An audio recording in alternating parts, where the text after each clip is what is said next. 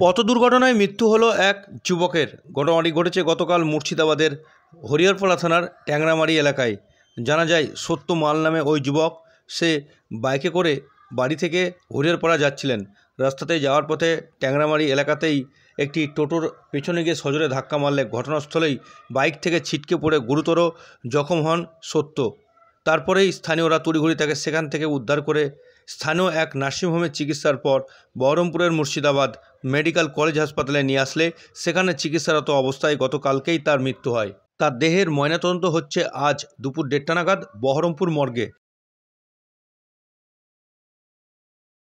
পেছন ধার থেকে মেরেছে টুকটুকিতে, পরে মাথাটা ফারিয়ে গেছে। আর টুকটুকিওয়ালা কিছুক্ষণ খোঁজখবর পাইনি টুকটুকিওয়ালা, আর ওরা পরে ছিটিয়ে গেছিলো, মাথা ফেটে গেছে, তামা ভেঙে গেছে। তারপর আমি কোথায় ভর্তি হয়েছিল প্রথমে? নার্সিংহোম, তারপরে এই মেডিকেলে নাকি? কখন মারা গেছে?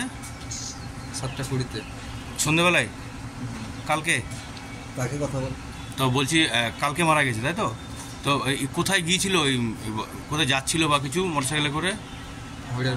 হরিহরপাড়া যাচ্ছিল। কোথায় হয়েছে এটা? ট্যাংরামারি। কোন থানার আন্ডারে? হরিহরপাড়ার মধ্যে। কী নাম যে মারা গেছে? সত্য কি? সত্য মাল। তোমার নাম? স্বপন। স্বপন কি মাল।